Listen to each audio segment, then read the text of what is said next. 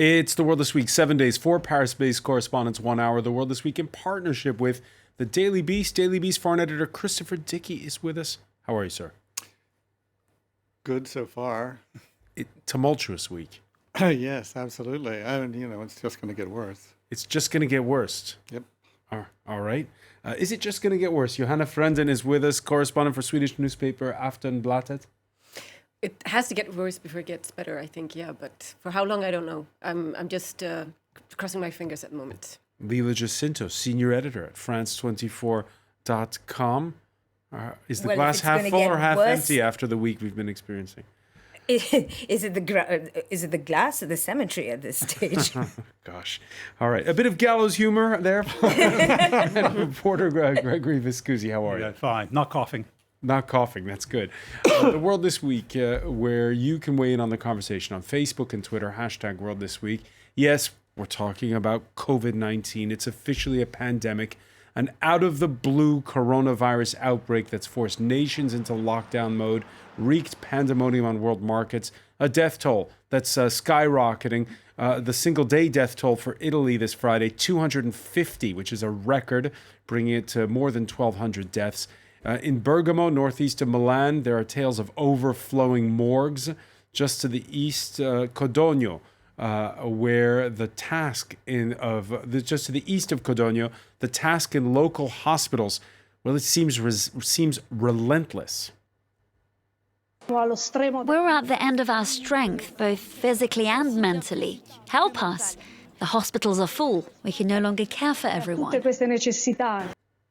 Gregory Viscusi, we're hearing two different stories out of Italy. One is, of course, what we just heard there, how dire it is trying to deal with the onslaught of patients. All other cases that normally would be treated are being put aside. And on the other hand, solidarity, people coming together. All the people I've been speaking to seem to accept what's happening. I mean, they say it's totally surreal, but no, I've not heard anyone saying this is ridiculous. I mean, some individual things like people find it a bit crazy that supermarkets are being sold out of things, that people are panicking and stockpiling. I mean, there's been criticism of little things like that, but criticism of the overall government policy of putting the country on lockdown, it's actually being pretty well accepted because I think they realize the gravity of it. Are you surprised?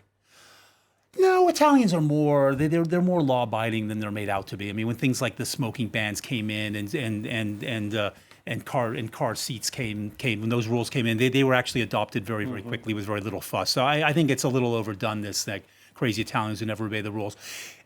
They also, if there's only one little glimmer of brightness in this, is that you mentioned Codogno, that actually in Codogno itself, the number of deaths does seem to have been in rapid decline the past few days. So it does seem to show that quarantining does work. But don't forget, those towns around Codogno went under quarantine 2 weeks ago. So, and they're only now seeing the benefits of the quarantine. So this whole point of things are going to get a lot worse before they get better. I mean, if it took 2 weeks there, then we've not even started that in this country. So, we're several weeks away from the peak. Yeah, you mentioned Codogno again. It was the epicenter, that industrial town in the north. The streets mostly deserted. Residents there, as Gregory says, saying they approve the lockdown that's been slapped on the rest of the country.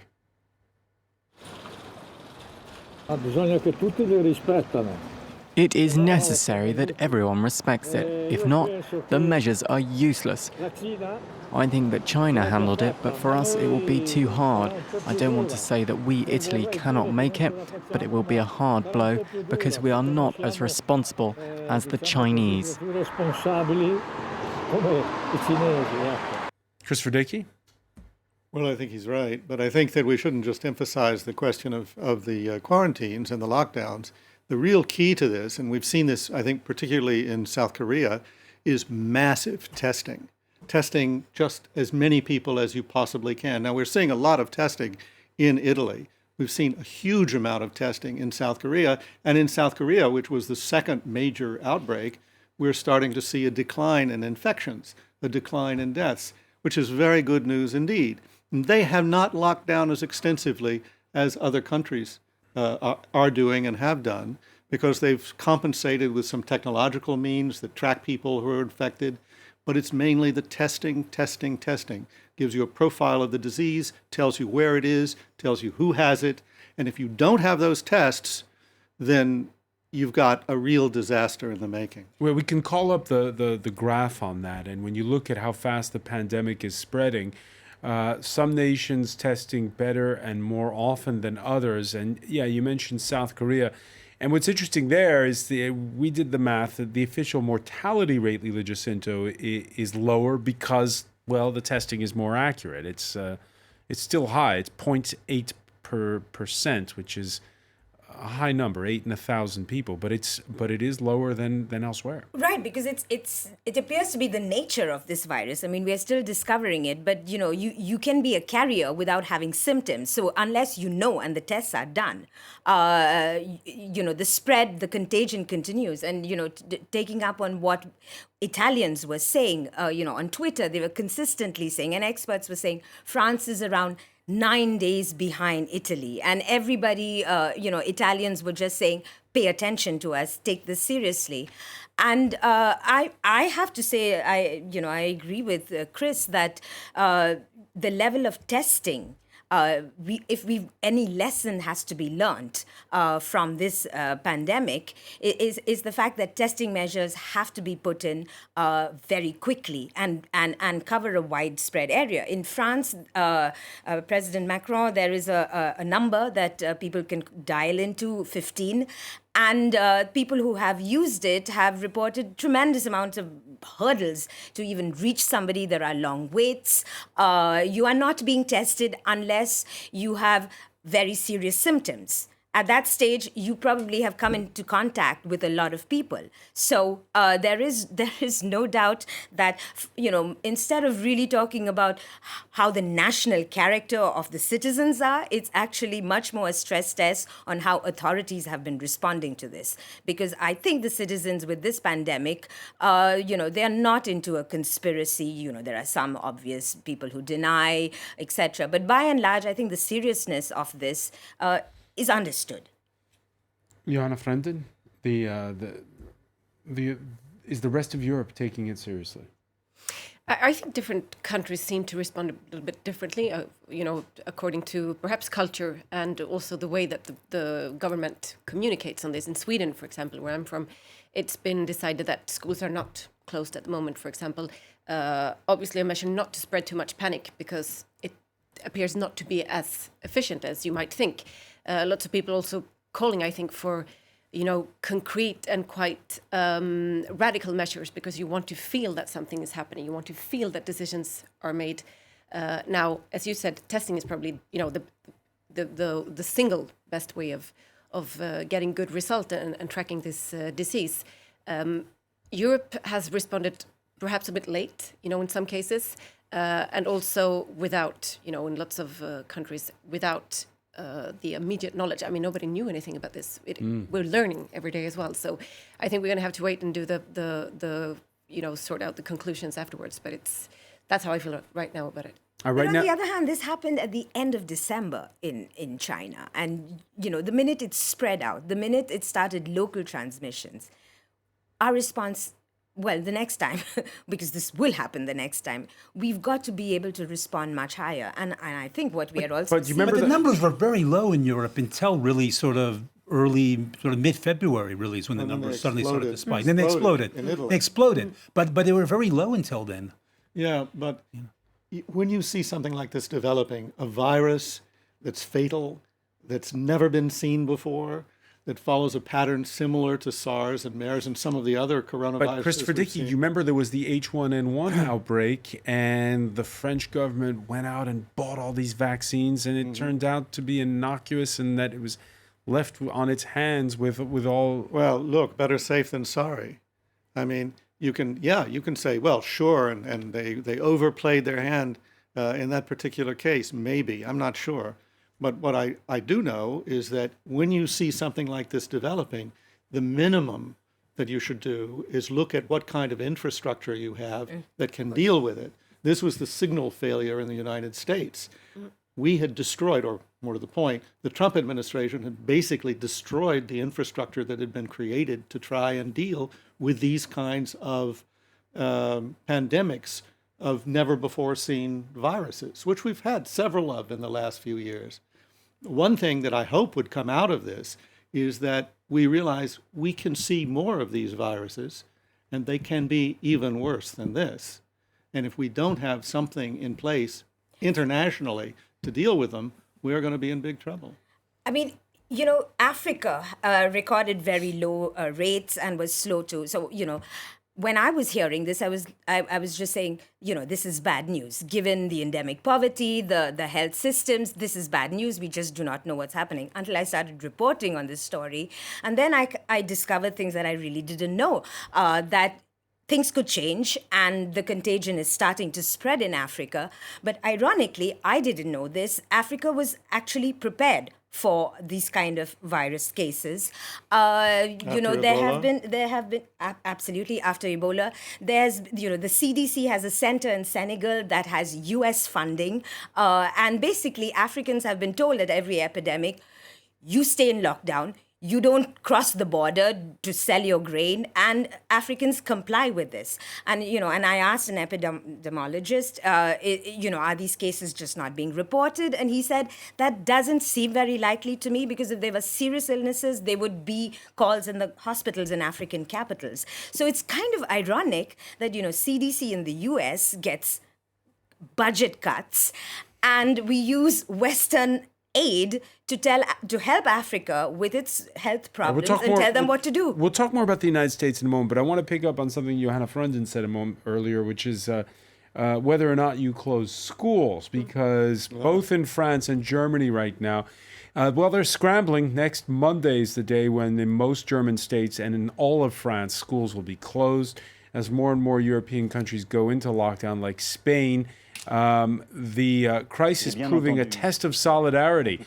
First of all, for parents who have to watch the kids, and for their employers and the state, and also for entire nations as they prepare now for hibernation, and in particular, for those of us who are the most vulnerable. I'm asking that everyone over the age of 70, asking everyone who suffers from chronic conditions or from breathing difficulties, asking anyone handicapped to stay at home as much as possible. What did you think of those remarks, Johanna Frunden?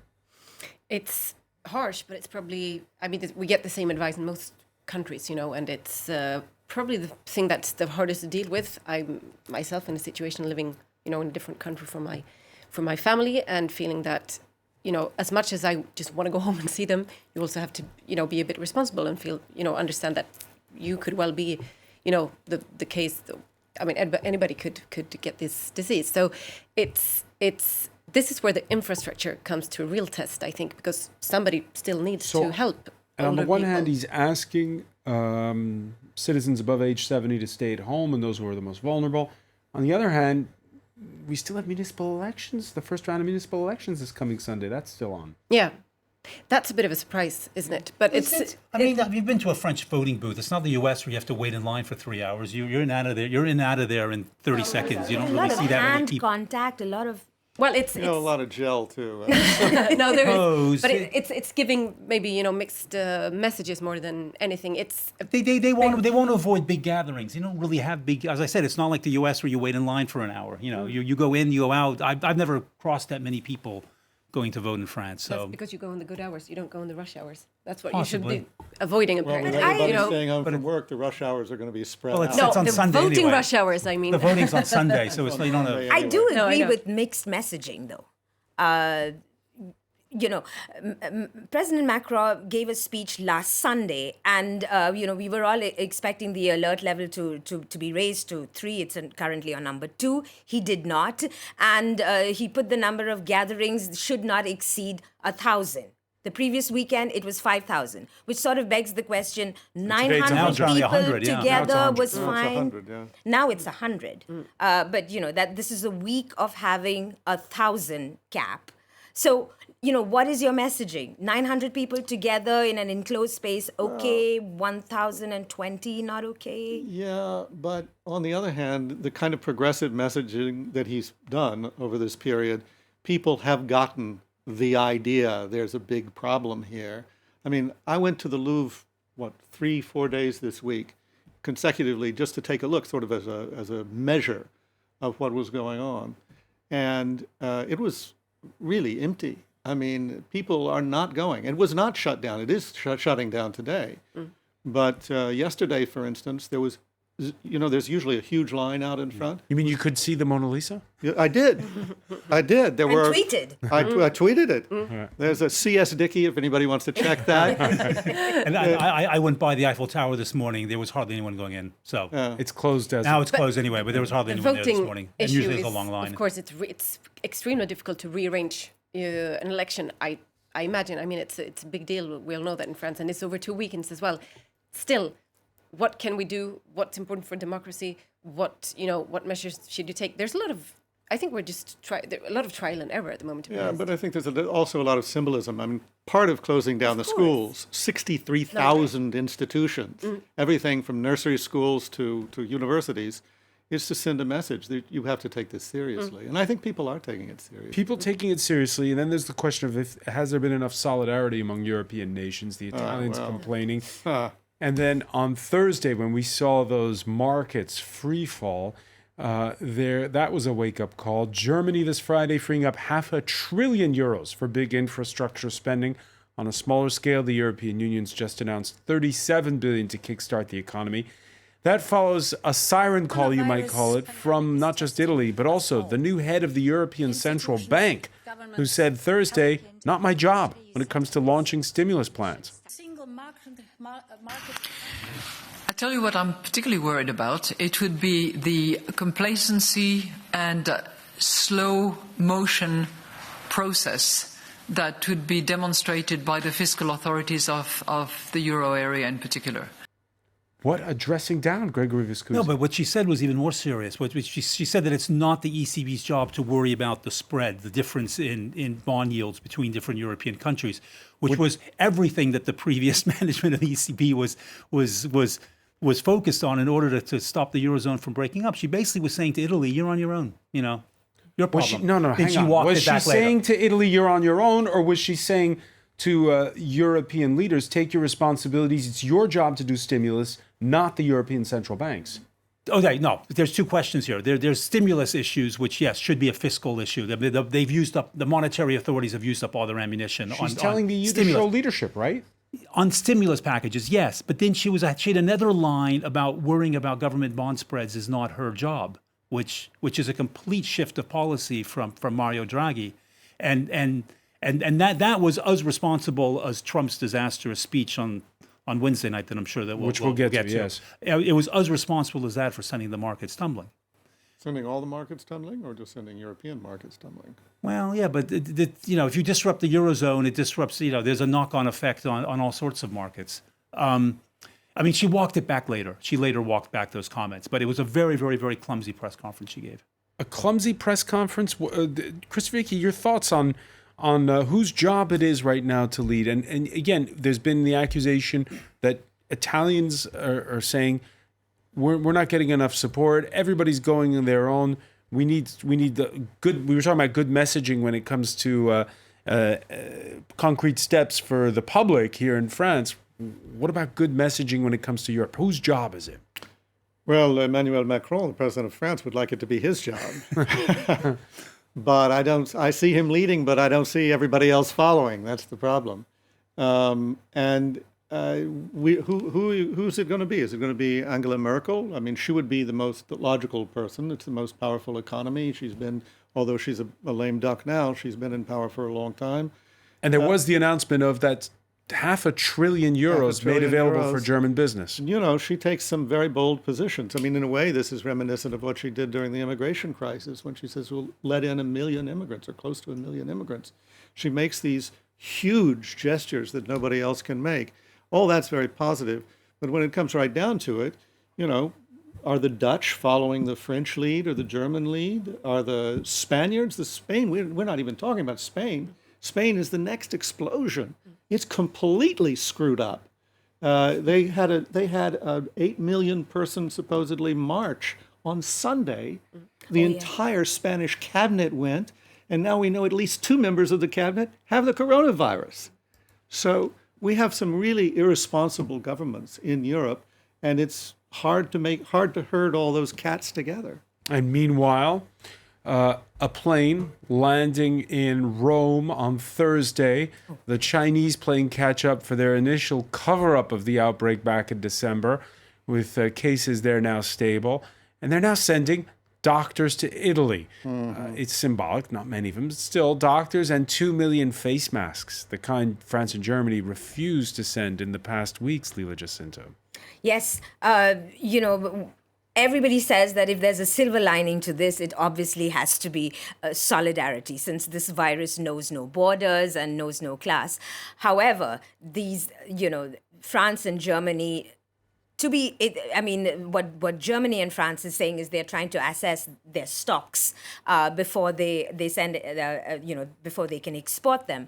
But I think, even Switzerland has criticized Germany and Austria for holding back on its medical supplies. So European solidarity is absolutely critical. And, when you get a PR display like this from China, it just leaves you wondering what is the message that the EU is sending in this response to this pandemic. Yeah, but at the same time, the deputy spokesman for the foreign ministry of China is floating rumors that the coronavirus didn't originate in China. It was really a bioweapon from the United States. I mean, come on. Totally. This is not solidarity. This is crap. Oh, no, solidarity. Not Chinese solidarity. And this business of sending a token number of doctors it's pure public relations, and rather silly public relations at that. And as far as the face masks are concerned, what's the big concern? The big concern of any government is that their medical facilities are going to be overwhelmed. We don't need face masks to walk around the street. The doctors do need them to work in those facilities. But didn't they also send breathing equipment? Didn't they send respiratory machines? They did send those are needed. So in what are the Italy. optics on something like that in Italy? I think any help they can get, they'll be happy for. I don't think the Italians will begrudge the Chinese for that. I don't think they'll love them for it either. They won't love them for it either, no. But there has been, cases of incredible claims and fake news by officials. The Chinese Foreign Ministry spokesperson was extremely dangerous, insinuating that this was a U.S. biochemical weapon but some officials in countries like India and Pakistan, the things they're saying on Twitter is just remarkable. And sometimes it doesn't come from governments. The French government at the start of the week had to put out a communique saying no, cocaine does not help to counter the coronavirus. I was so disappointed. So, yeah. By the way, the spread even affecting the high and mighty, or not. Brazilian President Jair Bolsonaro, Thursday, he went to Facebook Live, as he often does, to discuss getting tested for COVID-19. He claims that test has since come back negative. That's sure to reassure the White House. Exactly 1 week ago, Bolsonaro was at Donald Trump's resort of Mar-a-Lago in Florida, along with his communications director, who tested positive. And so there you have at this point in time, the president who's tested negative, and the U.S. president who doesn't want to get tested. Well, that's right. What was that we were watching? And it was like all the hands and stuff. I mean, it looks like they were putting on a puppet show with no puppets. I mean, and very, very strange. The U.S. president, do we really believe that Donald Trump has not been tested? Do we really believe that? No, I don't believe that for a second. And I don't believe Pence, the head of the supposedly the head of the whole effort to do something about the coronavirus, he supposedly has not been tested either. If that's true, what kind of example are they setting? What's the point of not being tested if you're the president and vice president of the United States? And when you've been in contact with people or close contact with people who had the virus, is the message that, nah, you don't need to be tested? Well, but the message is also that, hold on to your previous message. That was, it's not that dangerous, or it's not that big a deal, or it's just a regular flu, and there's a lot of political credibility invested as well in the first sort of messages that have been sent out by Trump. That's why a lot of people Bolsonaro are going to die in the United States. Of course. And this is, I probably the first time that we'll see how some of these populist leaders that, people like to say are dangerous. This is a critical moment because this could be, the difference between life and death for lots of people. This is, in fact, the first situation probably since Trump took office that we're talking about, how a word or a sentence or, the way he communicates can actually be the difference between testing or not testing, life and death for lots and lots of Americans and Brazilians as well, of course. It's about lives. It's also about livelihoods. After failing to reach an initial compromise with Congress on an emergency stimulus plan Wednesday, Donald Trump's response to the crisis came from the Oval Office. The European Union failed to take the same precautions and restrict travel from China and other hotspots. As a result, a large number of new clusters in the United States were seeded by travelers from Europe. To keep new cases from entering our shores, we will be suspending all travel from Europe to the United States for the next 30 days. The new rules will go into effect Friday at midnight. Well, he's wrong. Italy was the first country to stop flights from China, and look what that achieved. So stopping flights doesn't do anything once it's already in your country. And he spoke. I mean, how long was his presentation for? European Union failed to take. There was not one word about what they're going to do in the U.S.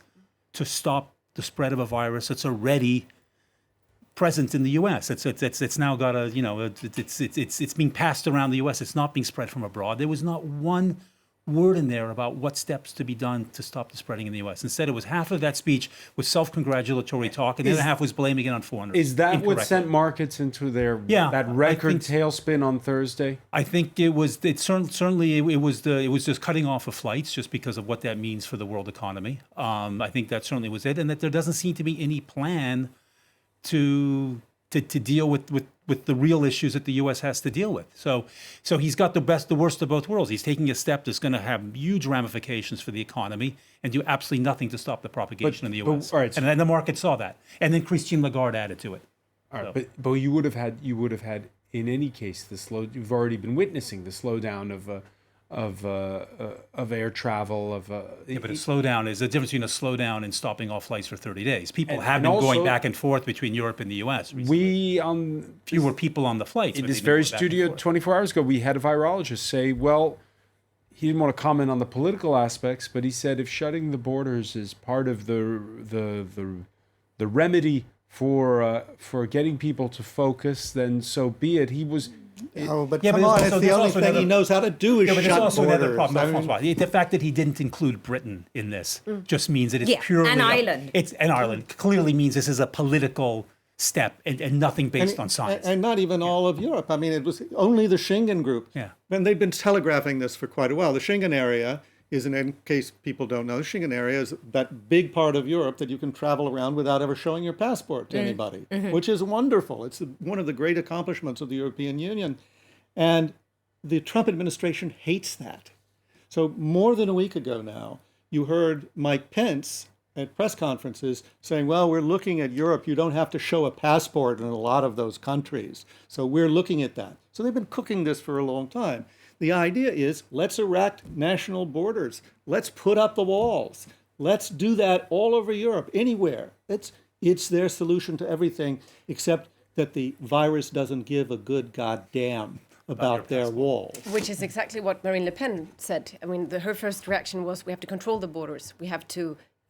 She couldn't even elaborate on that because nobody knew what she meant, and how do you control them, and what's the. But you should be controlling them. You should be testing people as they come off planes. You should be doing. You should be doing fever checks, which is what which is what Singapore did, which is what Taiwan did, without just blocking flights. But it's because we had, for instance, Slovakia on Thursday announcing it was closing all its borders except Poland.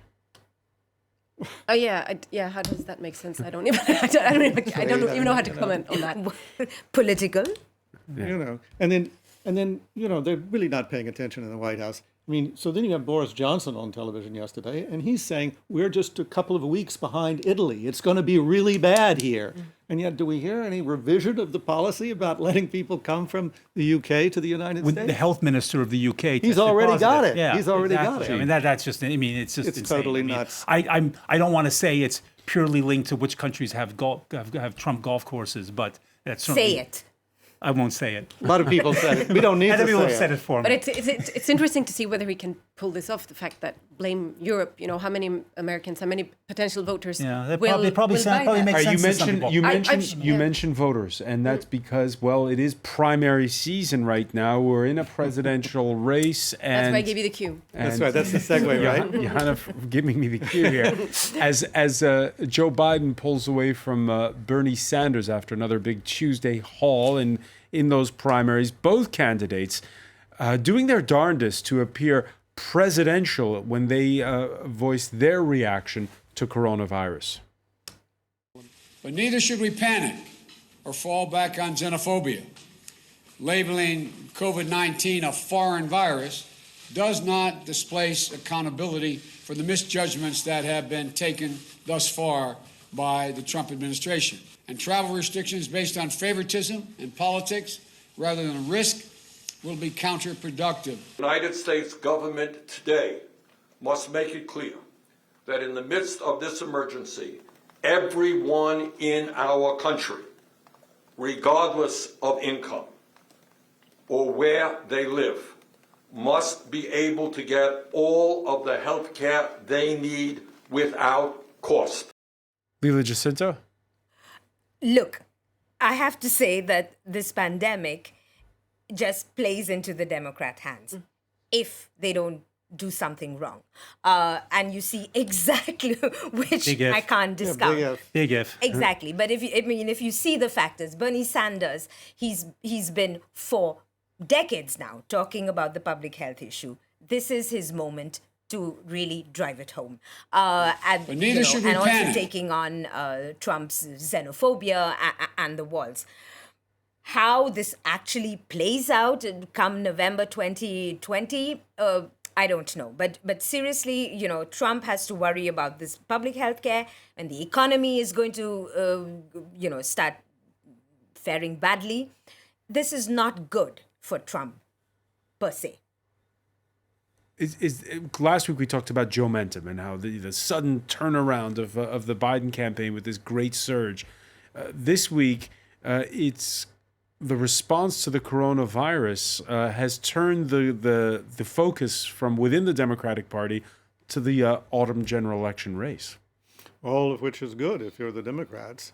I mean, Trump looks terrible. He physically looks terrible. His policies look terrible. He doesn't really care much about the coronavirus, but he cares a lot about the stock market. He's tweeted more than 200 times about it setting records, about how great it was. And if it sinks, although it had a bit of a resurgence today. But we're at the same levels we were 2 years ago. Right? And if it sinks much more, it'll be lower than when he became president. That's a threshold that will just kill him, well, figuratively speaking. And and I think that's huge for him. But November is a long way away. I think we will be over at least the first phase of this pandemic by the middle of the summer. We will begin to see the stock market recover, and then we'll see how it goes. I think in the near term, I'm looking forward to the debate between Sanders and Biden, because we'll see how well Biden stands up to that.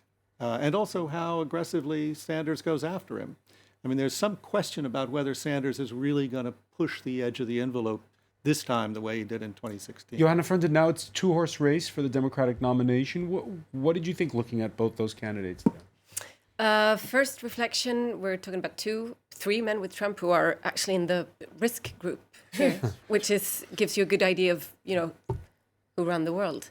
Then again, yeah, it's hard, to tell how much this pandemic or the coronavirus will be sort of kidnapping, but yeah, the debate, hijacking, yeah, sorry, the debate until then, because it could very well be like the big decider in this election, depending on how it plays out in the U.S. Apart from that, I don't know if any of them are really, they both have apparent flaws, let's say, to be able to beat Trump. Biden, obviously, because he hasn't been very strong up until now. Sanders, for the obvious reasons, he's quite radical, and why are the Americans ready to buy that?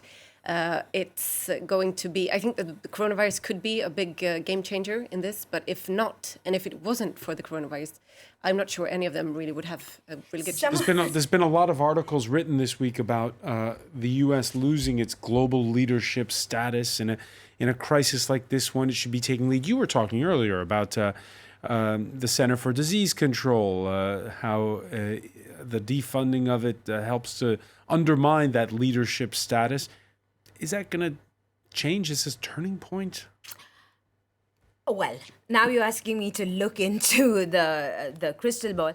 I would say probably not, because I think Trump could be able to turn this into talking about what Americans can tend to believe in.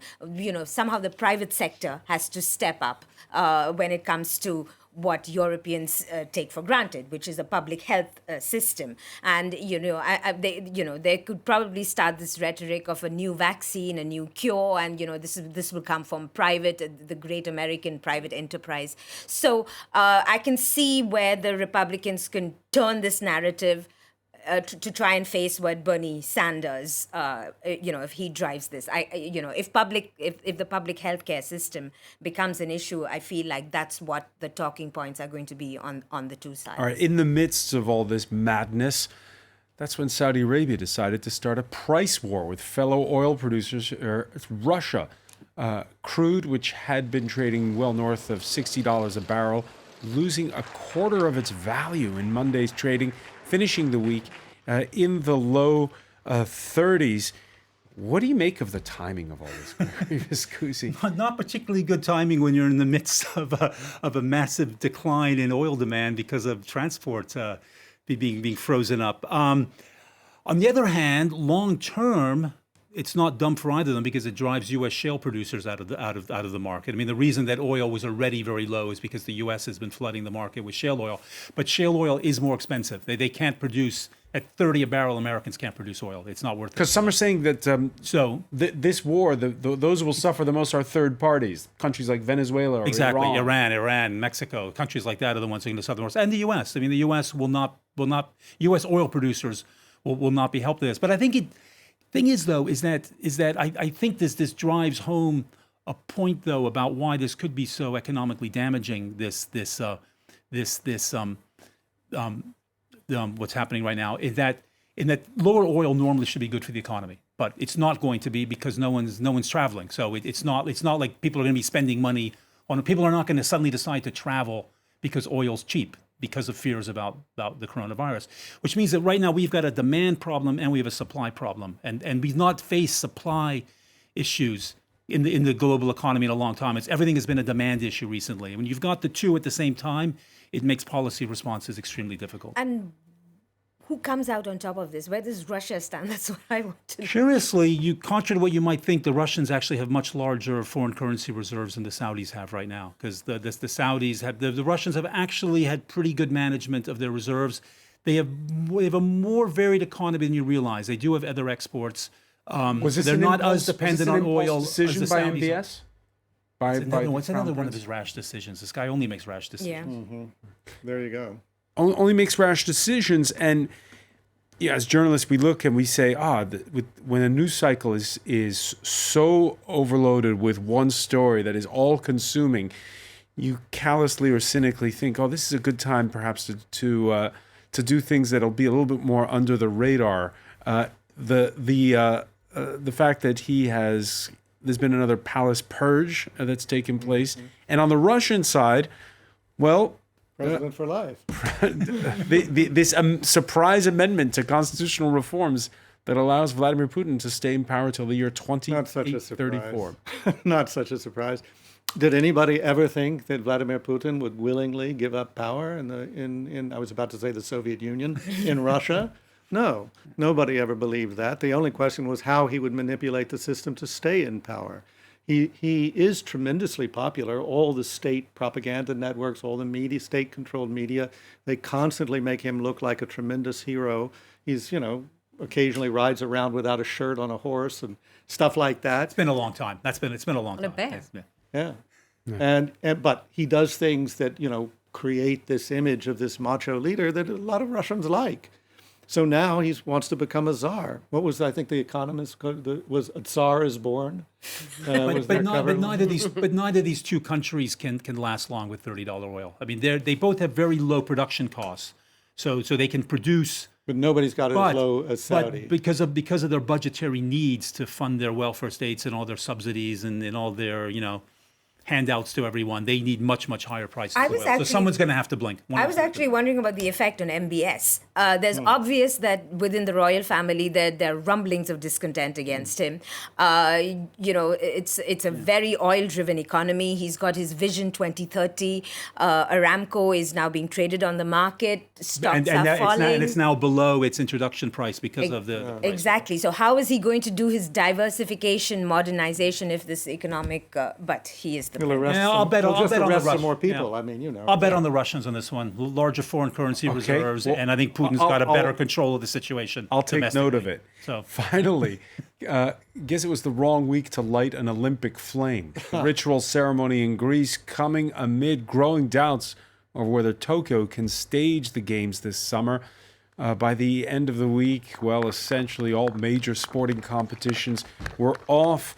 Around the globe, as somebody who covers the sports beat, Johanna Frenden, what's your work schedule looking like next week? Yeah, thanks for that question. I keep asking myself every 2 hours.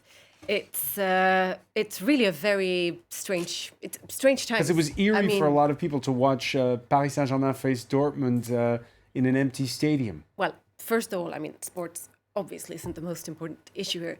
But then again, it's when sports change or when, games are cancelled or played without public, it's a sign that something, is wrong, because that rarely happens. And there's so much money in this, and there's so much, other interests for this to be, to be played under normal circumstances. To be honest, there's lots of us who had planned, Champions League spring. Happy to see Paris pass through, of course. The Euros this summer, in all over Europe, the European Championships. Yeah, exactly. And then it's going to be the Olympics. And the Olympics, and it's at the moment it seems that none of it will happen, which is probably a wise thing. UEFA is gathering on Tuesday. Concretely, how does this work? Because I know that when football season lasts a long time, right? It goes from August until May.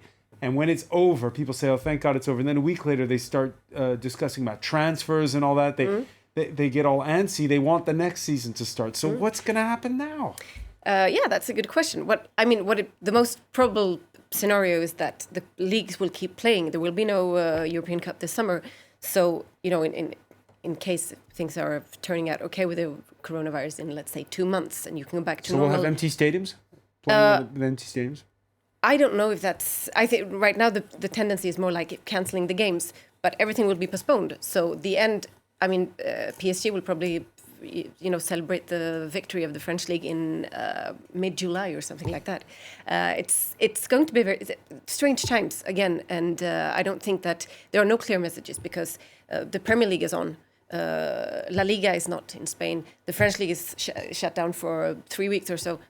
Again, it's, you just have to take it day by day. It's not coordinated. And there is, unfortunately, or was, a villain in all of this. The NBA season suspended after the Utah Jazz's Rudy Gobert tested positive. The Frenchman, haunted by the joke he made a few days ago. There you see it. This was before the numbers had spiraled in the U.S. He touches all the microphones there, coming out at the tail end of a press conference. And he got roasted on social media. Gregory Viscuzzi's issued a formal apology for this. He's fine, but he has tested positive, and he's self-quarantining. Your thoughts on this? Do you really have to cancel a league for the whole rest of the season because one player tested positive? The NHL, by the way, is suspended. The NHL, same thing. Major League Soccer in America, same thing. It's not about the player; it's about the crowds. It's also about the teams, because lots of Italian players have tested, for example. Yeah, Rugani, the defender for Juventus, tested positive. We're just talking about one going to one's local gym. How perfect is that for transmitting disease? But this extremely arrogant sort of gesture, and he's not the only one, by the way, because Diego Costa, a Spanish player of Atletico Madrid, coughed at reporters after Wednesday's victory was in Champions League. passing the mixed zone and going, making fun of the virus. This is, in my opinion anyway, superstars feeling that they're living a little bit, above the law and above all like human normal conditions. And that's why they make jokes of it, because they don't actually feel, they've been brought up and they are pampered by the clubs to feel that they're not really concerned by any, normal human conditions. That's probably the biggest lesson to learn. You mean they're arrogant, young, and stupid? Yeah. And rich. And rich. In his defense, he did apologize. But anyway. What choice did he have? We don't accept. Well, the good news apology. is maybe they'll push the Olympics back. That would be really a good It's news. a tough jury And here why? when you go back. Because people will die from heat in the Summer Olympics in Japan. It's just a disastrous timing on the Olympics. So it would make sense, actually, to push them back. All right. We'll leave it there for now. I want to thank Christopher Dickey, Leila Jacinto, Gregory Viscusi, Johanna Frenden for being with us. Thank you for joining us here in The World This Week.